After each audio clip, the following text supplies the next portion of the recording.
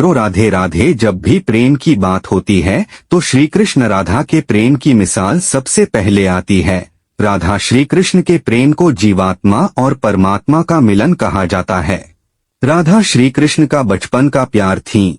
श्री कृष्ण जब 8 साल के थे तब दोनों ने प्रेम की अनुभूति की। राधा श्री कृष्ण के दैवीय गुणों से परिचित थीं। उन्होंने जिंदगी भर अपने मन में प्रेम की स्मृतियों को बनाए रखा। यही उनके रिश्ते की सबसे बड़ी खूबसूरती है। कहा जाता है कि श्री कृष्ण को केवल 2 ही चीजें सबसे ज्यादा प्रिय थीं। ये दोनों चीजें भी आपस में एक दूसरे से गहराई से जुड़ी हुई थीं, बांसुरी और राधा। कृष्ण की बांसुरी की धुन ही थी जिससे राधा श्री कृष्ण की तरफ खींची चली गईं।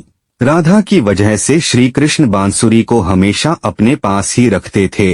भले ही श्री कृष्ण और राधा का मिलन नहीं हो सका, लेकिन उनकी बांसुरी उन्हें हमेशा एक सूत्र में बांधे रही। श्री कृष्ण के जितने भी चित्रण मिलते हैं उनमें बांसुरी जरूर रहती है। बांसुरी श्री कृष्ण के राधा के प्रति प्रेम का प्रतीक है। वैसे तो राधा से जुड़े कई अलग अलग विवरण मौजूद हैं, लेकिन एक प्रचलित कहानी है।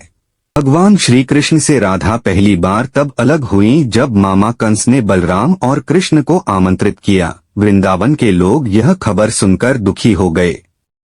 मथुरा जाने से पहले श्री कृष्ण राधा से मिले थे। राधा कृष्ण के मन में चल रही हर गतिविधि को जानती थीं। राधा को अलविदा कह कृष्ण उनसे दूर चले गए। कृष्ण राधा से ये वादा करके गए थे कि वो वापस आएंगे, लेकिन कृष्ण राधा के पास वापस नहीं आए। उनकी शादी भी रुक्मिणी से हुई।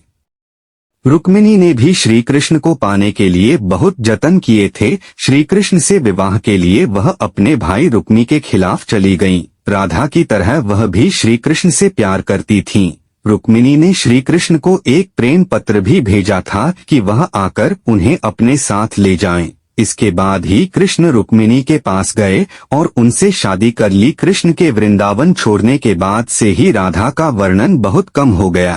राधा और कृष्ण जब आखिरी बार मिले थे तो राधा ने कृष्ण से कहा था कि भले ही वो उनसे दूर जा रहे हैं, लेकिन मन से कृष्ण हमेशा उनके साथ ही रहेंगे। इसके बाद कृष्ण मथुरा गए और कंस और बाकी राक्षसों को मारने का अपना काम पूरा किया।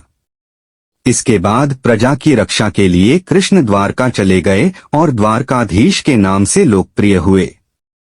जब कृष्ण वृंदावन से निकल गए तब राधा की जिंदगी ने अलग ही मोड़ ले लिया था।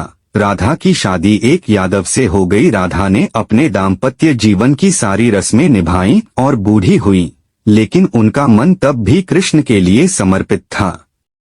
राधा ने पत्नी के तौर पर अपने सारे कर्तव्य पूरे किए। दूसरी तरफ श्री कृष्ण ने अपने दैवीय कर्तव्य निभाए। सारे कर्तव्यों से मुक्त होने के बाद राधा आखिरी बार अपने प्रियतम कृष्ण से मिलने गईं। जब वह द्वारका पहुंची तो उन्होंने कृष्ण के रुक्मिणी और सत्यभामा से विवाह के बारे में सुना, लेकिन वह दुखी नहीं हुई।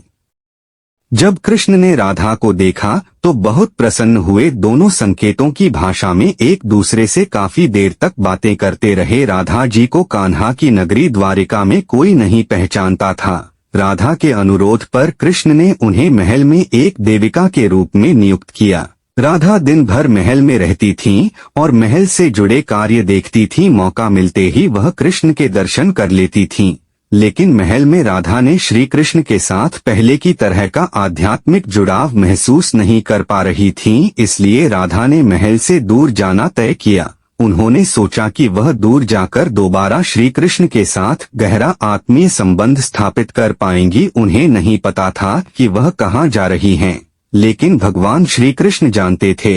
धीरे धीरे समय बीता और राधा बिल्कुल अकेली और कमजोर हो गईं।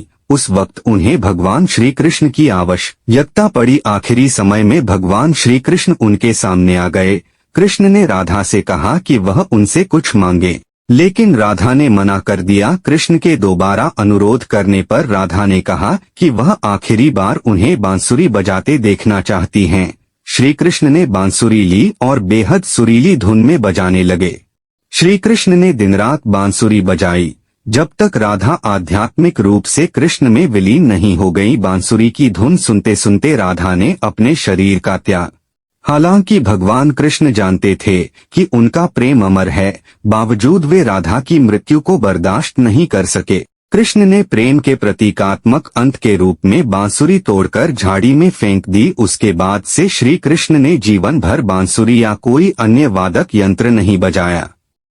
कहा जाता है कि जब द्वापर युग में नारायण ने श्री कृष्ण का जन्म लिया था, तब माँ लक्ष्मी ने राधा रानी के रूप में जन्म लिया था, ताकि मृत्यु लोक में भी वे उनके साथ ही रहे। मित्रों, वीडियो को लाइक, शेयर और चैनल को सब्सक्राइब जरूर कर ले।